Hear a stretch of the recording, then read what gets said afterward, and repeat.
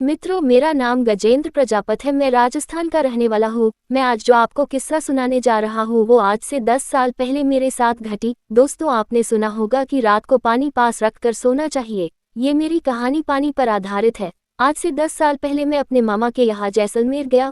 वहाँ जाकर पता चला कि यहाँ तो 2 साल से अकाल पड़ा है और पानी लेने के लिए 5 किलोमीटर जाना पड़ता है। मामा मामी से मिलने के बाद मेरे मामा का लड़का और मैं पानी लेने के लिए चल पड़े। रास्ते में पैदल चलते हुए थक गए थे और एक जगह बैठ गए। तब उसने एक किस्सा सुनाया कि पिछले साल पानी की वजह से एक औरत का बच्चा रो रहा था और वो काफी बीमार था, इसलिए वो पानी मांगने हमारे गांव में आई, लेकिन उसको किसी ने पानी नहीं दिया।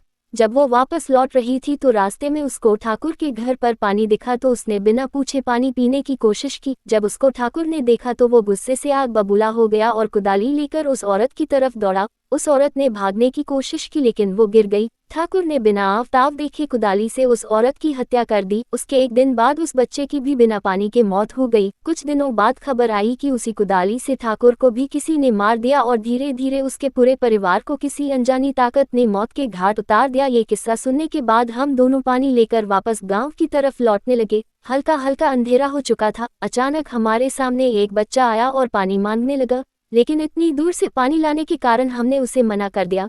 घर पहुंचकर मैंने खाना खाया, वह पेड़ के नीचे पलंग पर सो गया। अचानक रात को वही बच्चा मेरे सामने आया और पानी मांगने लगा। मैंने ध्यान नहीं दिया और गुस्से से उसे कहा कि चले जाओ, और मेरे सामने वो औरत दिखाई दी। अचानक मैं उठ गया और देखा वहाँ कोई नहीं था। मैंने सोचा कोई सपना आया होगा। फिर रात को 2 बजे के आसपास मैं पेशाब करने के लिए खुले मैदान की तरफ गया और मुझे पानी शब्द सुने दिया। मैंने सोचा मामी होगी। फिर मैं वापस पलंग की तरफ लौटा ही था कि अचानक फिर पानी शब्द सुनाई दिया। अब मैं गुस्से से आग बबूला हो गया और कहा, कौन है, सामने आओ, अभी पानी देता हूँ। इतना कहते ही मेरे पीछे किसी के होने का अनुभव हुआ तो मैंने पीछे मुड़कर देखा तो एक औरत कुदाली लेकर खड़ी थी। मैं डर के मारे बहुत जोर से भागा और रास्ते में एक पत्थर से ठोकर लगने से नीचे गिर गया। उसके बाद जो हुआ वो चमत्कार से कम नहीं था। उस रात हल्के बादल थे और अचानक कुछ पानी की बूंदें उस औरत पर पड़ी और वो औरत गायब हो गई। मैं अपनी जान बचाने के लिए प्रभु को धन्यवाद देने लगा। अगले दिन ही सुबह जल्दी 5 बजे मैंने अपने घर मकराना जाने की ठान ली। मैं अपने मामा मामी को बिना बताए निकल पड़ा। स्टेशन पर पहुंचा और बैठे हुए मैंने देखा कि बच्चा रो रहा था। मैं घबरा गया, लेकिन वो औरत पास आई और पानी मांगने लगी। मेरे को पानी चाहिए था, लेकिन मैंने अपनी बोतल से उस औरत और बच्चे को पानी पिला दिया।